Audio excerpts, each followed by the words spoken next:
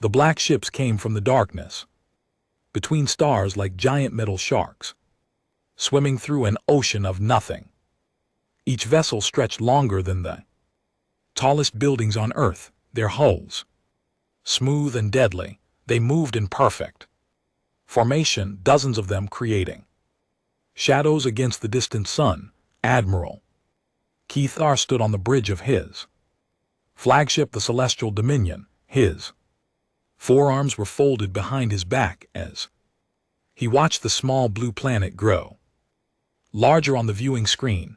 Earth looked so peaceful from space, so helpless. He had done this same thing 47 times before with other worlds. It always ended the same way. Sir, we are receiving signals from the planet, his communications officer reported. They want to talk. Cathar's mandibles clicked together in what his species considered laughter. Of course they do.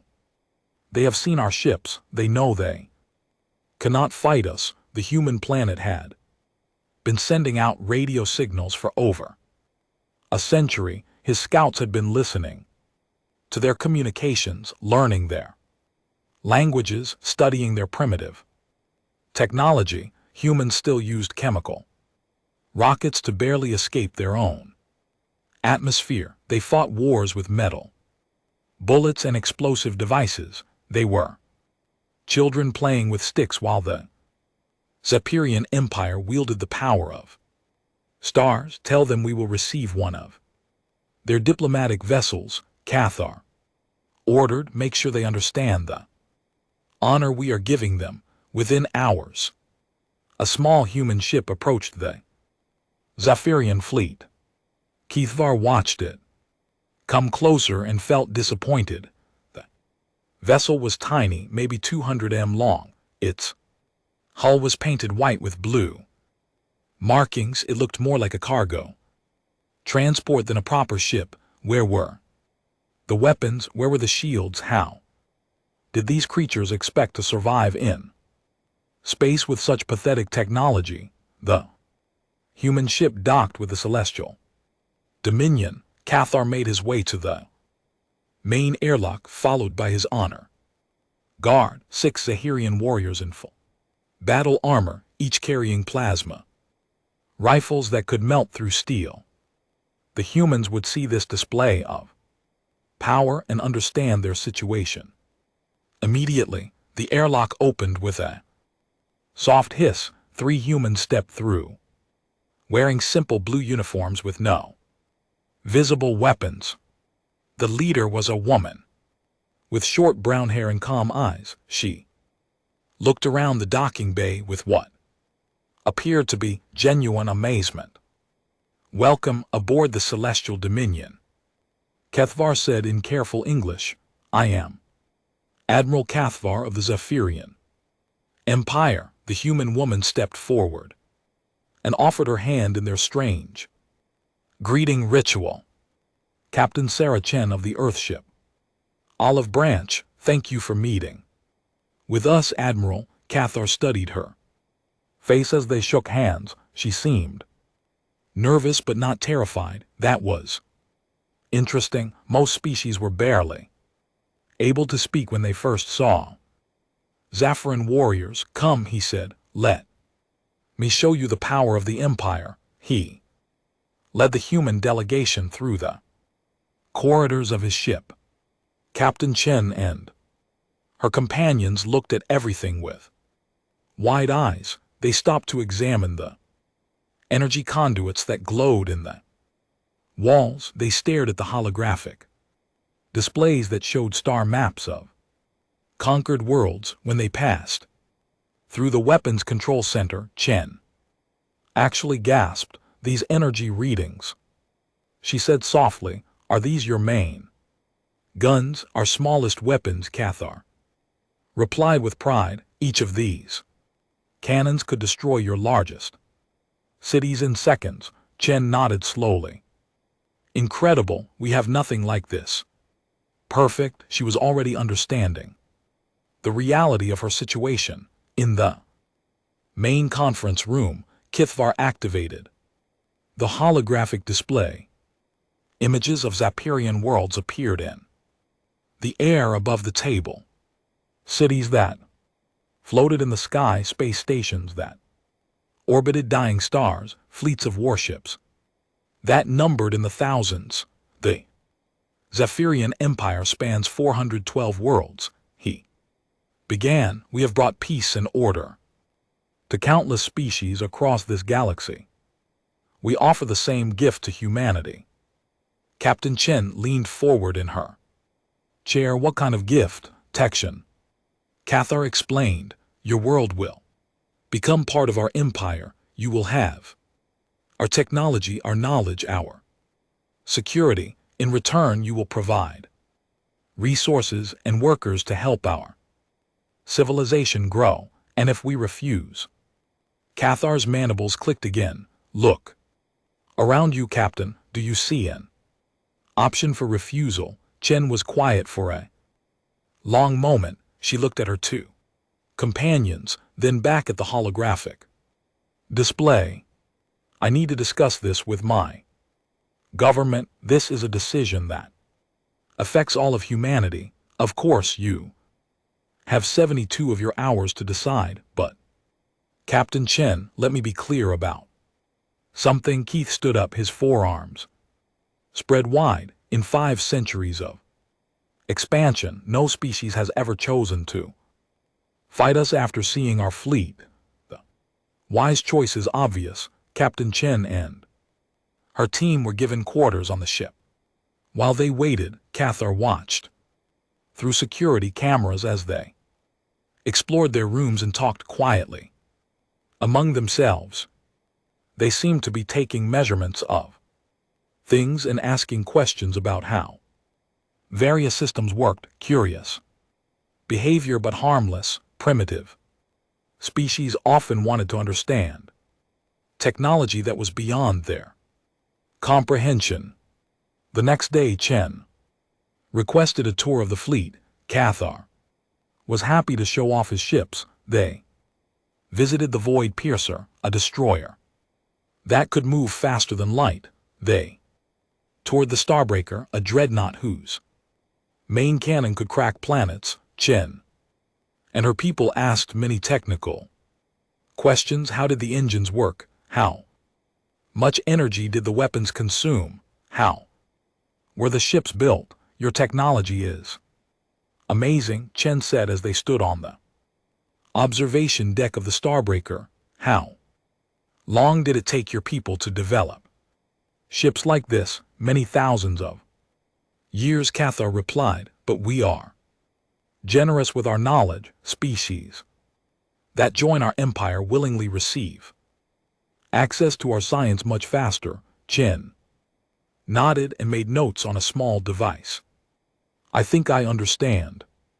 On the final day, Captain Chen returned to the Celestial Dominion for Earth's answer. She looked tired but determined as she entered the conference room. Cathar had assembled his senior officers. For this moment, they all expected the same outcome as always. Admiral Chen began, I have spoken with the leaders of Earth. We are honored by your offer to join your empire. Keithvar smiled, showing his sharp teeth. Another world added to their collection without firing a shot. However, Chen continued, we must respectfully decline. The conference room went silent. Cathar felt his 4 hearts skip beats. In 500 years of conquest, no species had ever said those words after seeing the fleet. I am sorry, Captain, he said slowly. I do not think I understood you correctly. Earth chooses to remain independent, Chen said clearly. We thank you for your generous offer, but we prefer to govern ourselves. Cathar looked around at his officers. They were all staring at the human woman, as if she had spoken in an alien language, which in a way she had, the language of species that chose destruction over submission. Captain Chen, Cathar said carefully, perhaps you Need more time to consider this decision. Perhaps you need to see a demonstration of what refusing our protection means. Chen stood up from her chair. That won't be necessary, Admiral. We understand the situation perfectly. She walked toward the door, then stopped and turned back. But Admiral, if you insist on a demonstration, we'd be happy to show you one of our own. The words sent a chill through Cathar's spine. What could these primitives possibly demonstrate that would matter against the might of the Zahirian Empire? But something in Captain Chen's calm smile made him hesitate. Something in her eyes suggested that Earth might not be as helpless as it appeared. Admiral Cathar could not sleep that night. Captain Chen's words kept echoing in his mind. No species had ever offered to demonstrate anything to the Zafirian Empire. Most begged for mercy, others tried to hide, a few attempted desperate attacks that ended quickly, but none had ever smiled and offered demonstrations. He stood in his private chamber looking out at the stars. The human ship Olive Branch floated near his fleet, small and fragile among the massive Zahirian warships. It looked like a child's toy next to real weapons of war. Yet something about Captain Chen's confidence bothered him. Sir, came a voice from his door communicator.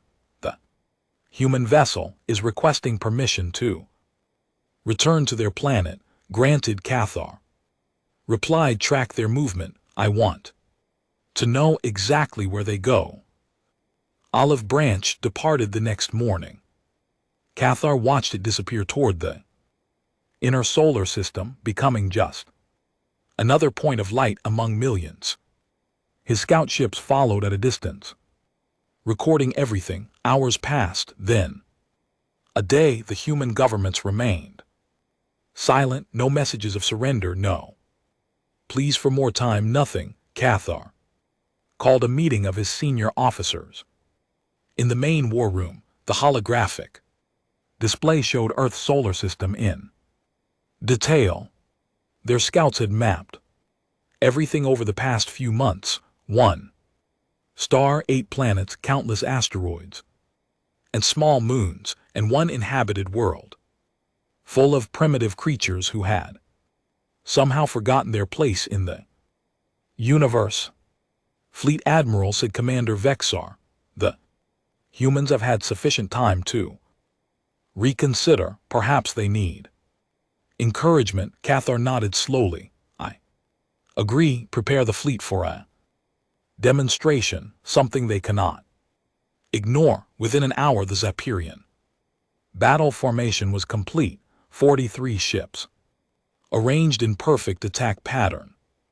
Destroyers on the flanks, their hulls gleaming with deadly energy. Cruisers in the middle ranks, weapons charged and ready, and at the center the massive dreadnoughts that could end civilizations.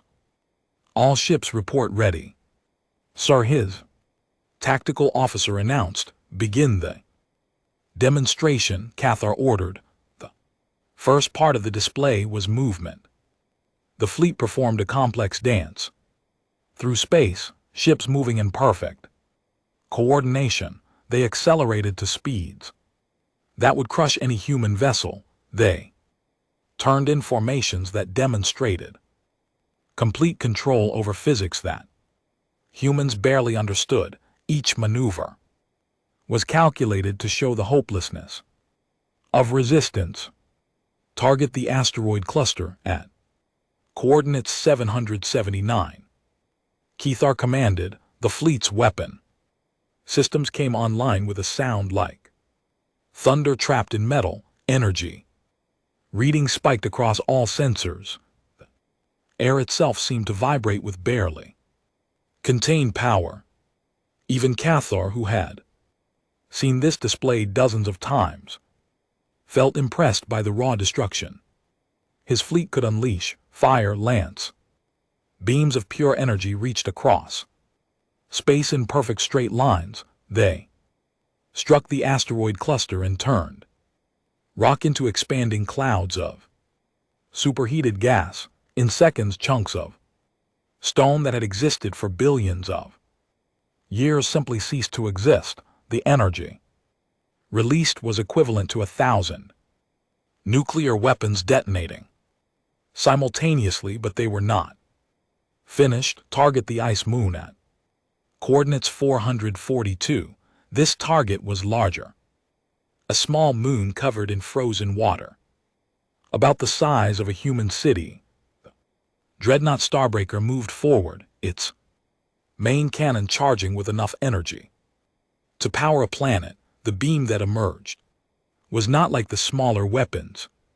This was a column of destruction that tore through space itself. When it struck the ice moon, the entire celestial body simply vanished, not destroyed, not broken apart, completely removed from existence, as if it had never been there at all. Readings confirmed total destruction, reported the weapons officer. No debris larger than dust particles. Keithar allowed himself a moment of satisfaction. Open a channel to Earth. The main screen flickered and showed the bridge of a human space station. Several humans in military uniforms looked back at him. Their faces were pale but determined. People of Earth, KTHVAR began. You have witnessed a small demonstration of our capabilities. The asteroids and moon we destroyed could have been your cities, your military installations, your entire world. We offer you one final opportunity to accept our protection. Human Admiral stepped forward. Admiral Kethvar, I am Admiral Rodriguez of Earth Defense Command. We received your message clearly and your response.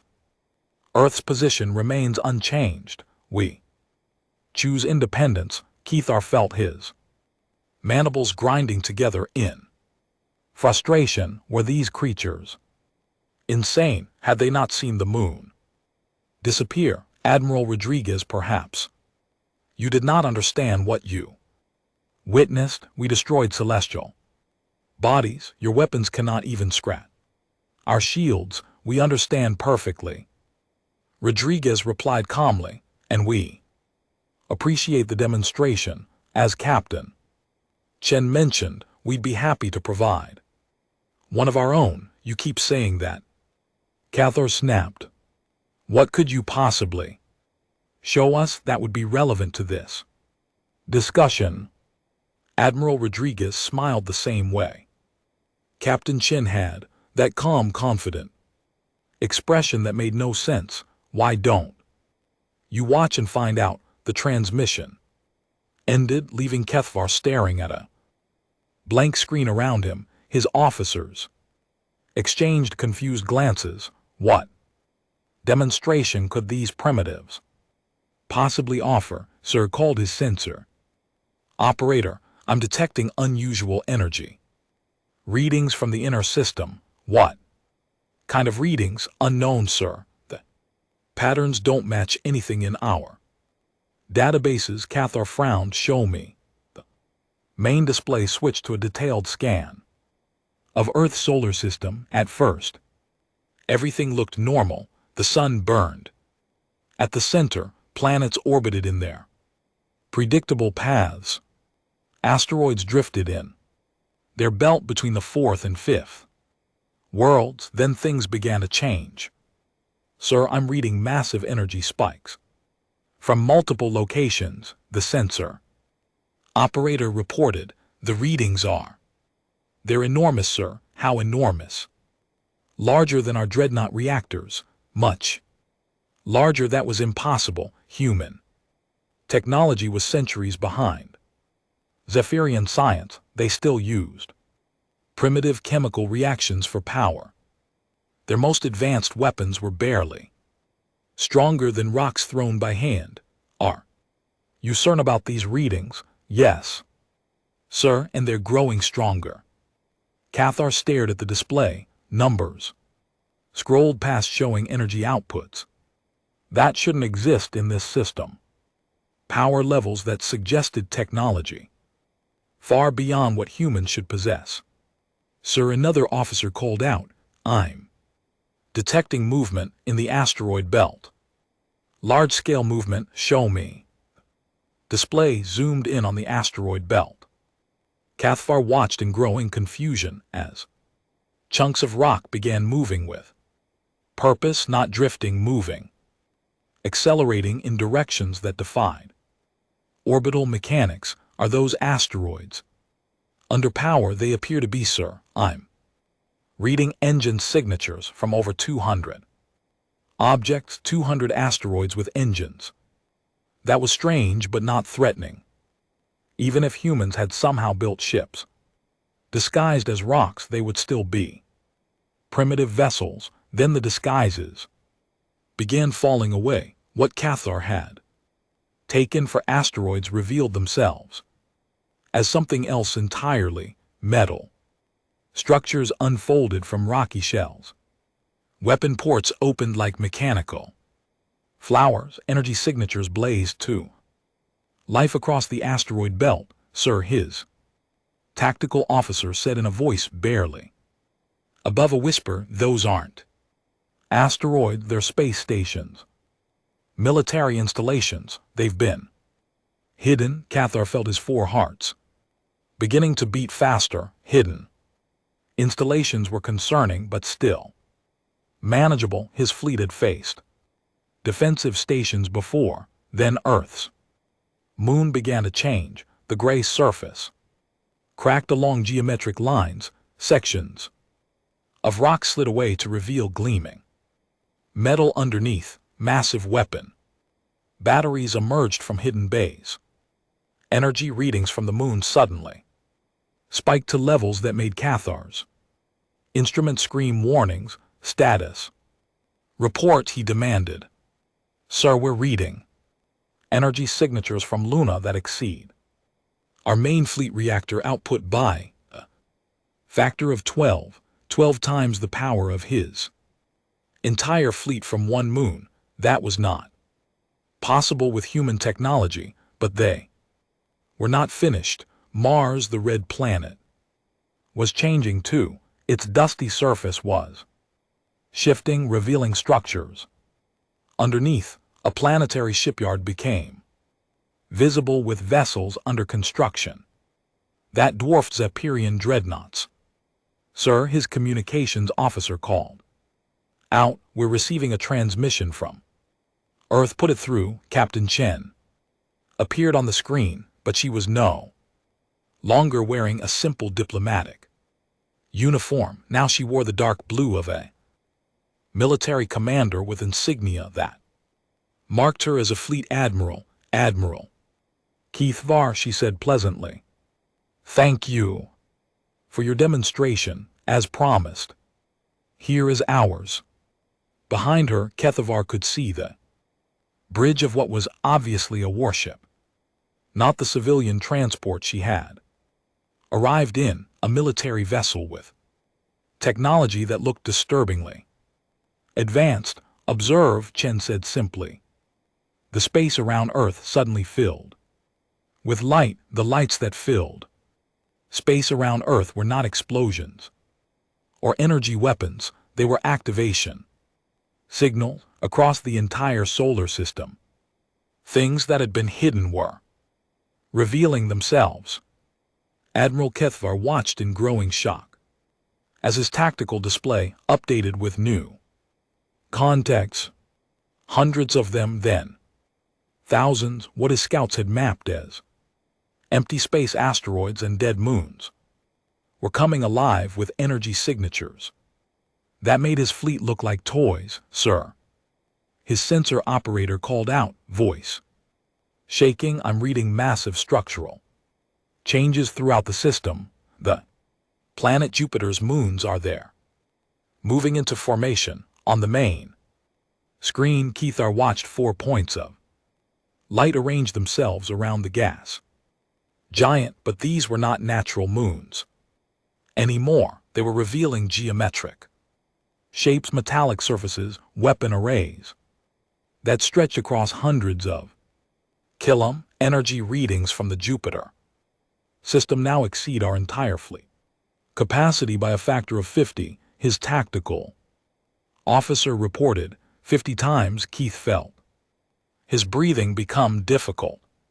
How is this possible? Human technology was primitive. Their most powerful weapons were barely stronger than chemical explosives, sir, detecting massive movement from Earth itself. Keith Var turned his attention back to the blue planet. At first it looked unchanged.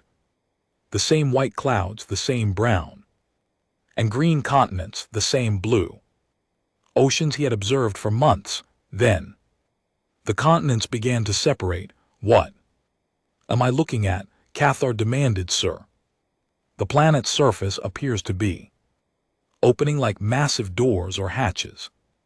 I'm reading artificial structures beneath the continental plates. Keith Bar watched in disbelief as Earth's Pacific Ocean drained away, revealing a metal surface underneath. The ocean had been covering something enormous. As water flowed away into hidden channels, weapon ports became visible. Each one was larger than his entire flagship. Sir, his science officer called out. Preliminary analysis suggests the entire planet has been modified, extensively modified. The continents appear to be movable sections covering a planetary scale installation. A planetary scale installation. Keithar had heard rumors of such things, ancient weapons left behind by dead civilizations, planet killers built by species that had transcended physical existence, but he had never seen one. No one in the Empire had. How long would it take to build something like that? He asked quietly. Sir, with our most advanced technology, converting an entire planet would take thousands of years, maybe tens of thousands. But humans had only been spacefaring for decades. Their radio signals indicated they had barely developed electricity. 2 centuries ago, how could they have built something that would challenge the Empire's greatest engineering projects? The answer came from Captain Chen's voice across the communication channel. You're wondering how this is possible, she said, as if reading his thoughts. Humanity has been preparing for this conversation for over 200 years. We've been watching, learning, and building.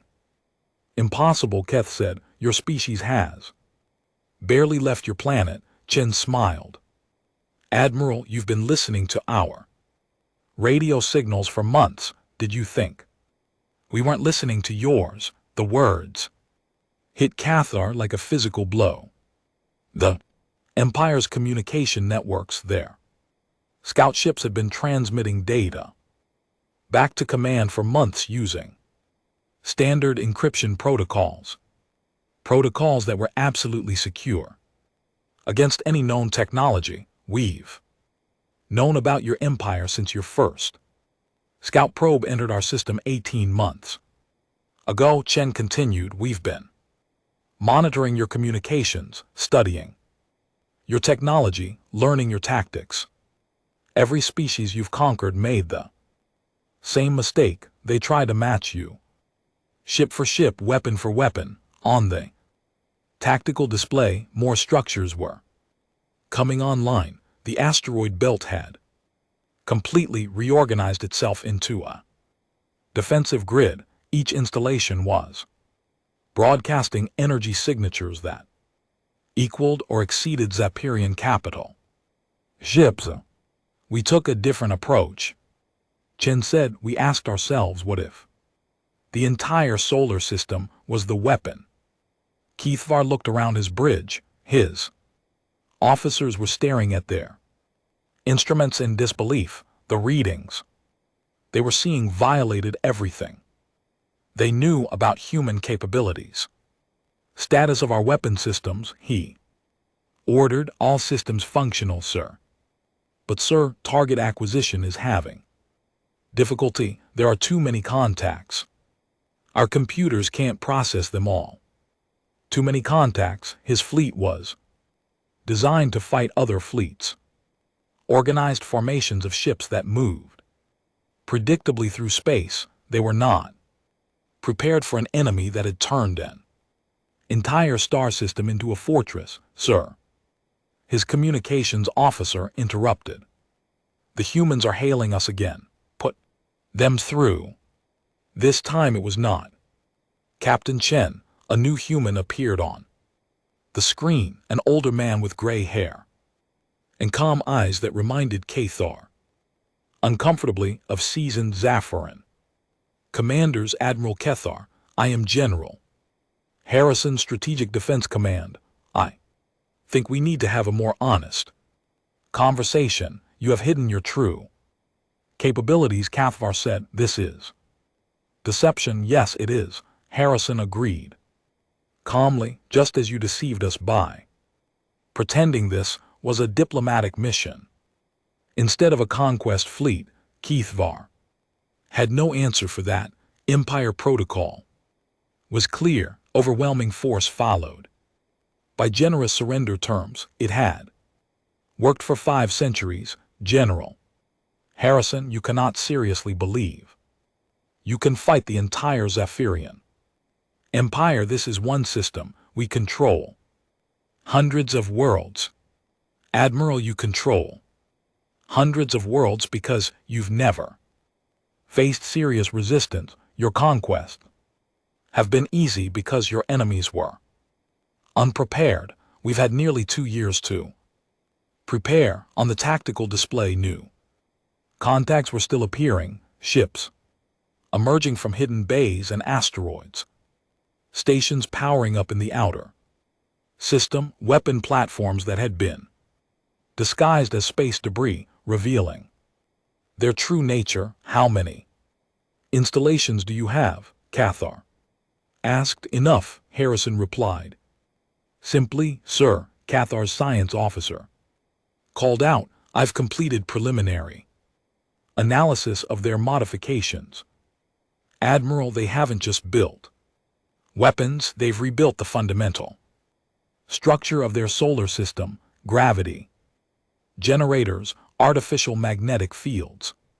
They've turned their star system into a controlled environment. Controlled environment. That explained how they had moved asteroids into formation, how they had hidden massive installations. They had been reshaping space itself. Your demonstration was impressive, Harrison continued. Destroying asteroids and moons shows considerable firepower. But, Admiral, we didn't just modify our system for defense, we built it for projection of force. What do you mean?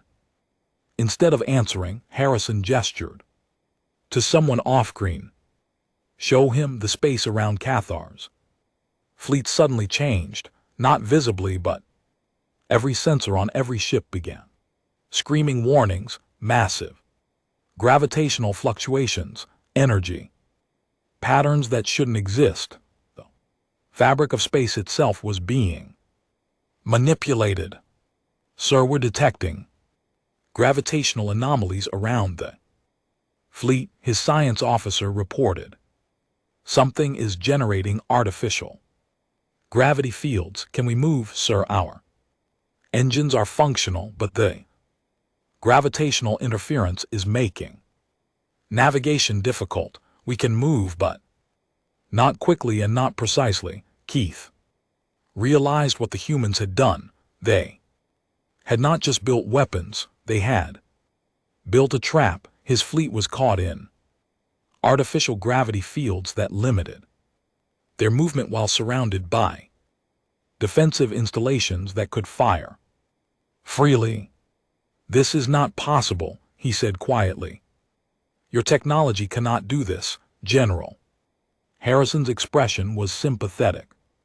But firm, Admiral, you're thinking like a conqueror. You see a primitive species and assume they'll remain primitive.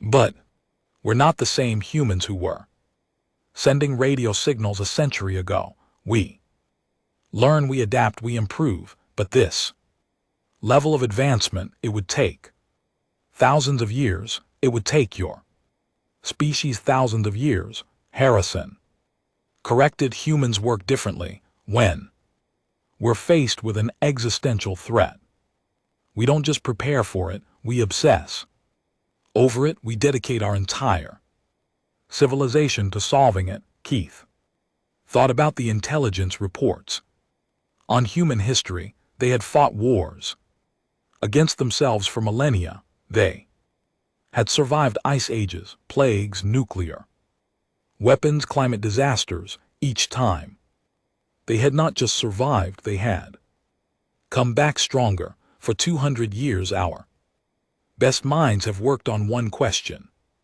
Harrison continued, how do we defend ourselves against a galactic empire? Not how do we build better ships, how do we make ourselves unconquerable? The tactical display showed the full scope of what humans had built. The entire solar system had been converted into a weapons platform. Every planet, every moon, every asteroid belt had been modified for war. It was not just impressive, it was terrifying. General Harrison, Cathar said carefully, what happens now? Harrison smiled, but there was no warmth in it. Now, Admiral, we show you what unconquerable looks like. General Harrison disappeared from the screen, replaced by Admiral Chen. But this was not the diplomatic captain who had visited Cathar's ship. This was a military commander in full uniform, standing on the bridge of a warship that looked nothing like the simple transport vessel Olive Branch. Admiral Keithvar, Chen said, you wanted a demonstration.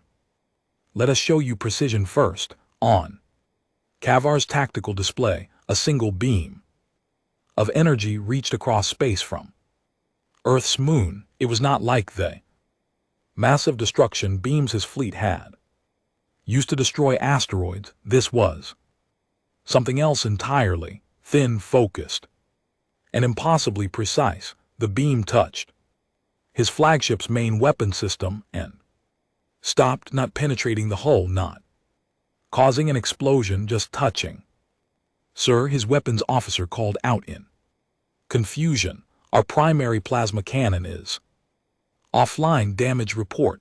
No damage, sir. The weapon system has been removed. Surgically removed. The beam somehow extracted our main gun without affecting surrounding systems. Keithvar stared at his tactical display. The beam had reached across hundreds of thousands of km and performed delicate surgery on his ship's weapons with precision that his own engineers couldn't match at point-blank range. How is that possible? He whispered. Admiral Chen heard him somehow. We've had a long time to study your technology, Admiral. Every sensor scan your ships performed. We're scanning you back. We know your weapon systems better than you do. Another beam reached out from a different installation. This one touched the destroyer Void Piercer and somehow disabled its engines without causing any explosion or visible damage. The ship simply stopped, floating helplessly in space. Sir, his tactical officer reported. The Void Piercer reports total engine failure, but there's no damage. Their power systems just turned off. More beams began reaching out from installations throughout the solar system, each one precisely targeted a specific system on a specific ship. Weapons went offline, shields deactivated, communication arrays stopped functioning. None of the ships were destroyed, none of the crews were harmed, but the Zapirian fleet was being systematically dismantled piece by piece. This is not random destruction. Cathar realized. You're demonstrating control. Correct, Chen replied. Any species can build weapons that destroy. We built weapons that choose exactly what they affect. We can disable your ships without killing your crews, or we can do this. The demonstration changed. Now the beams reaching out from human installations were different. Broader, more powerful. They reached not toward Cathar's fleet, but toward empty space far beyond the solar system, targeting distant asteroid cluster in the Centauri system, Chen announced. Cathar felt his breathing stop.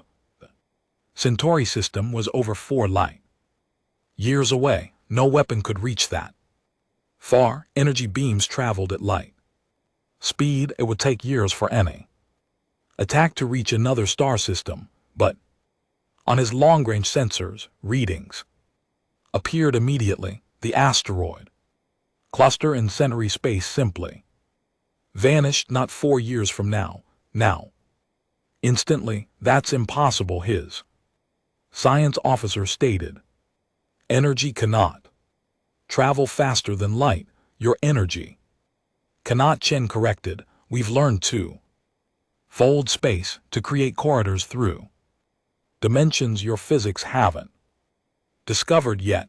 Distance is no longer relevant to our weapons. Cathar stared at the sensor readings. Weapons that could strike instantly across interstellar distances. The implications were staggering. No fleet could hide from such weapons. No planet could be considered safe. Target asteroid belt in the Vega system, Chen announced. Another distant target vanished instantly. Then another and another. Each demonstration showed that human weapons could reach anywhere in the galaxy without delay. Stop, Keithvar said quietly. Demonstration ceased. Admiral Chen said, you came here expecting to face primitive species with primitive weapons. Instead, you found a civilization that has spent 2 centuries preparing for this exact moment. Every resource, every brilliant mind, every technological breakthrough has been focused on one goal: making Earth unconquerable. Keithvar looked around his bridge. His officers were staring at their instruments in shock. The readings they were seeing redefined what was possible. In warfare, your empire spans 500 years and 400 worlds, Chen continued.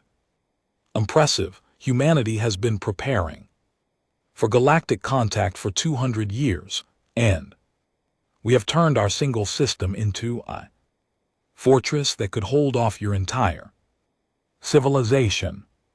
One system cannot defeat an empire. Cathar protested, though his voice lacked conviction. Can it?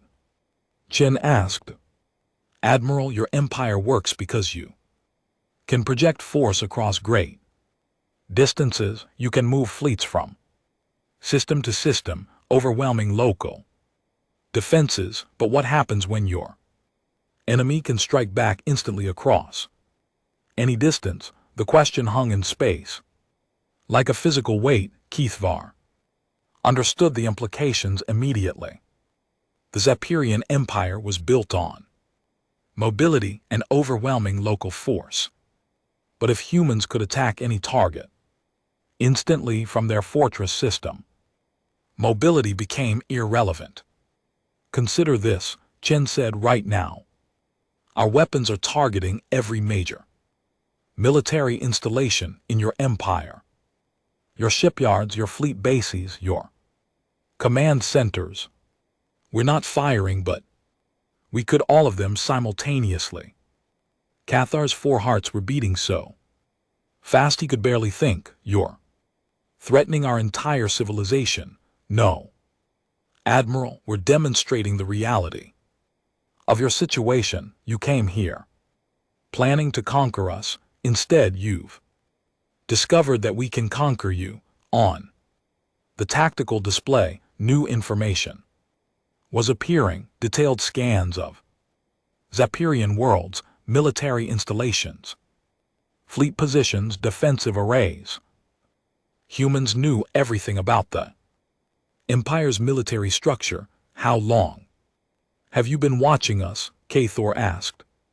Since your first scout probe, we've been monitoring your communications, tracking your fleets, mapping your territory. We know where every ship is located. We know the defensive capabilities of every world.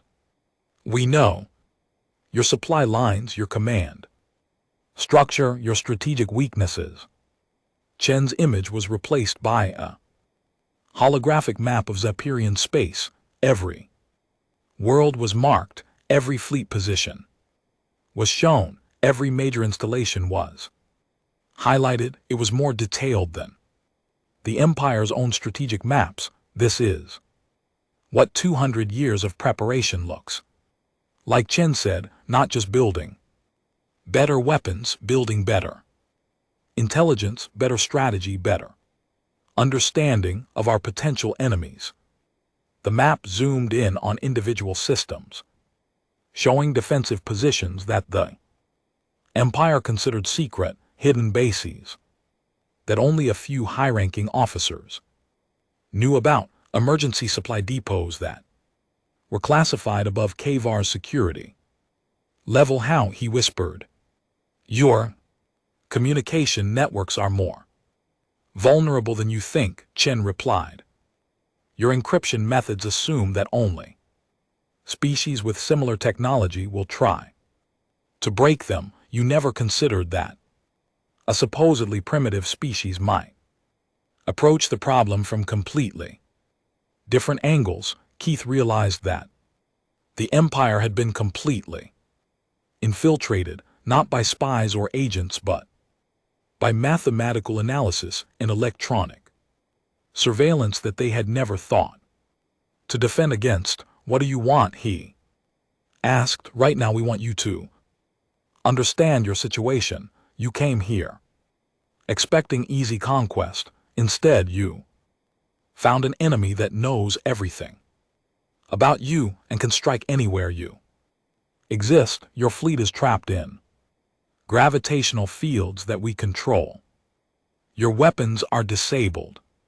Your ships are helpless, but you haven't destroyed us. No, we haven't. That's because we're not conquerors, Admiral. We're defenders. We don't want your empire. We just want to be left alone. Chen's image returned to the screen. Her expression was serious but not hostile. Here's what's going to happen, she said. Your fleet will be escorted out of our system. You will return to your empire and report what you found here. You will tell them that Earth is not available for conquest, and if my empire decides to send a larger fleet, Chen's smile was cold, then we'll demonstrate that our weapons work just as well on 1,000 ships as they do on 40. The size of your fleet is irrelevant when we can disable every vessel instantly from any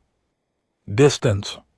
Cathar looked at his tactical display one more time. His mighty fleet, pride of the Empire, was floating helplessly in space, weapons disabled, engines offline, communication systems barely functional. They had been defeated without a single shot being fired. In anger, this changes everything, he said quietly.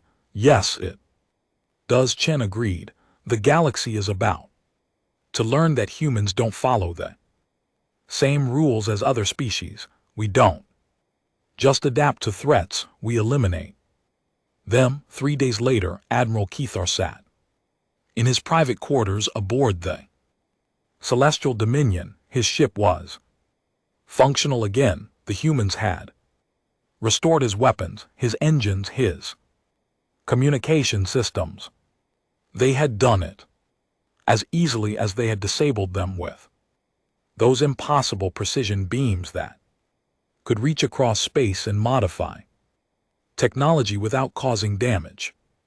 His fleet was moving away from Earth's solar system, escorted by a single human vessel, not the massive warships they had revealed, but the same small ship that Captain Chen had arrived in the Olive Branch, except now Cathar knew it was not a civilian transport. It was a warship disguised as something harmless, just like everything else about human space. A soft chime indicated an incoming communication. Cathar accepted the call, and Admiral Chen appeared on his screen. She was still wearing her military uniform, but her expression was less severe than during the demonstrations. Admir Cathar, she said politely, I wanted to speak with you privately before you reach the edge of our system to gloat about your victory. Chen shook her head to help you understand what you'll be reporting to your empire and to make sure you understand the choice your people now face. Cathar leaned back in his chair. What choice? You've made it clear that resistance is futile. That's not true, Chen said. You have several options. The question is which one your empire will choose. On the screen behind Chen, a holographic display appeared showing star charts of Zapirian space, but these charts included new information: human observation posts, monitoring stations, evidence that Earth's surveillance network extended far beyond their single system. Option 1, Chen began, is to pretend this encounter never happened. Declare Earth system off limits and continue your expansion in other directions. There's a whole galaxy out there, plenty of worlds to conquer that won't fight back, and if we choose that option, then we'll monitor your empire to ensure you keep the agreement, but otherwise we'll leave you alone. We have no interest in interfering with your civilization as long as you don't interfere with ours. Cathar studied the star charts. The monitoring stations were positioned throughout Juran space.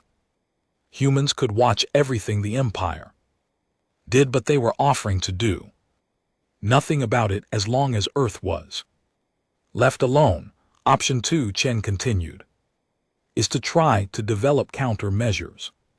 Spend the next few decades trying to build technology that can match ours.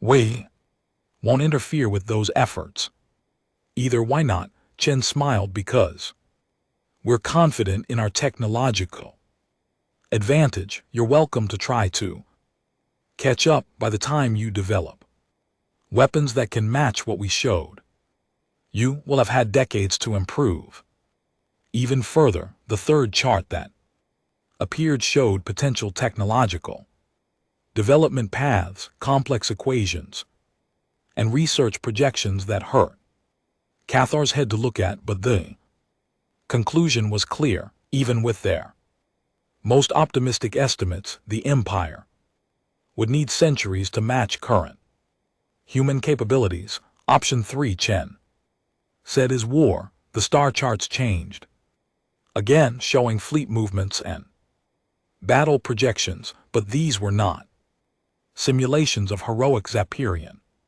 victories.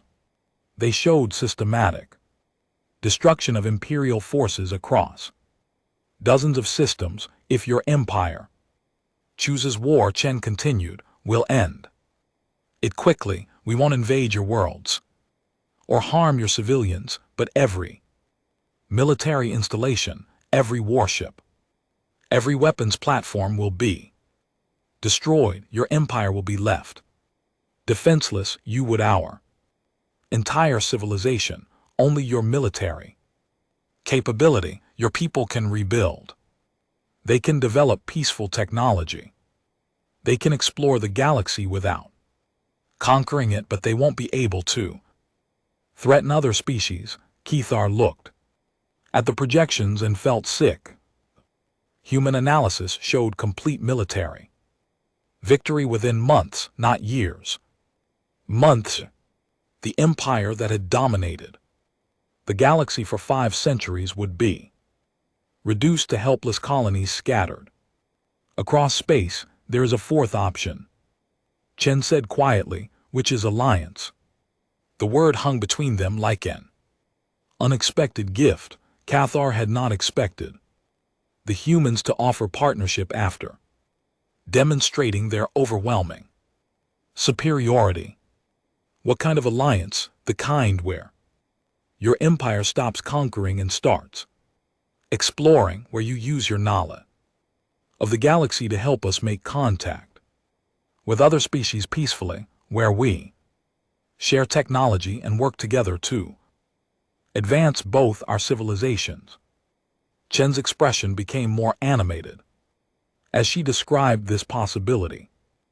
Admiral, your people have 5 centuries of experience with different alien cultures. You know, languages, customs, technologies that we've never encountered. That knowledge is valuable. And in return, we share our defensive technology, help you protect your existing worlds from other threats. Maybe even help you improve life for your citizens instead of just expanding your territory. Kethvar considered this option. It would mean fundamental changes to Zapirian culture. The empire had been built on conquest and expansion. The idea of peaceful exploration was almost alien to his people. My empire will not accept being dictated to by a single world, he said. We're not dictating, Chen replied. We're offering choices. Your empire can choose any of these paths, but Admiral, understand this clearly. The choice of whether or not to respect Earth's independence is not on the table. That decision has already been made. The communication screen switched to show real-time images of Earth's solar system, but now Kethar could see the full scope of what humans had built. Thousands of installations, weapons that could reshape space itself, a fortress system that made the Empire's greatest strongholds look primitive. This is what humans accomplished in 2 centuries. When we thought our survival was at stake, Chen said, imagine what we might accomplish in the next 2 centuries if we're working towards something positive instead of just preparing for war. Kethvar understood the implication. Humans had built all of this while preparing for a threat that hadn't even arrived yet. What would they build when they had actual threats to respond to?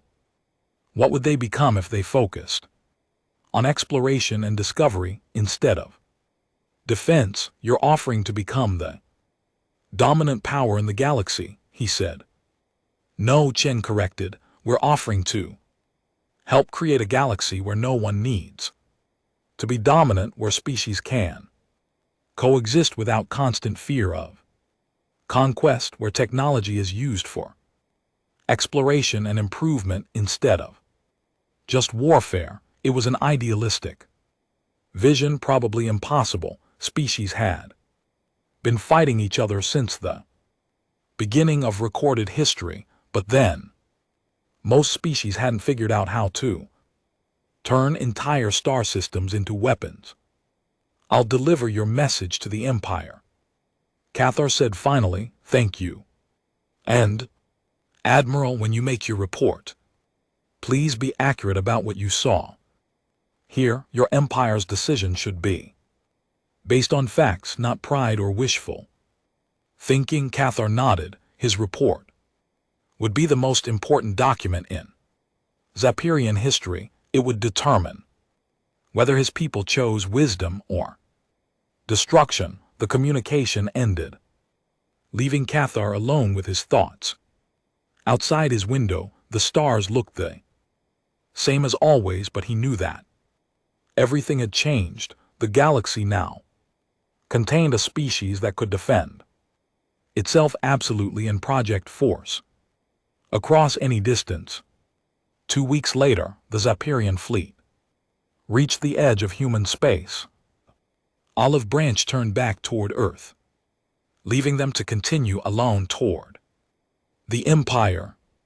As they jumped to faster than light travel, Cathar took one last look at Earth's star. It looked so ordinary, just another yellow star among billions, but now it was the center of a new kind of power, not the power to conquer, but the power to make conquest impossible. Months later, Cathar stood before the Imperial Council, delivering his report. He told them everything: the hidden installations, the impossible weapons, the technology that could reach across interstellar distances instantly, the choice that humanity was offering.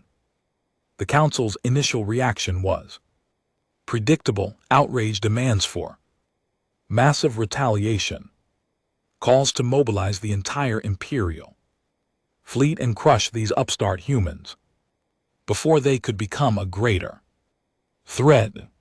But as Cathar's detailed analysis sank in, the anger changed to concern, then to fear, and finally to the beginning of wisdom. The Zafirian Empire chose option 1, Earth system was declared off limits. Expansion continued in other directions, but with new caution. Other species throughout the galaxy began receiving strain reports about humans who could defend themselves absolutely. Some civilizations sent diplomatic missions to Earth, others simply avoided human space entirely.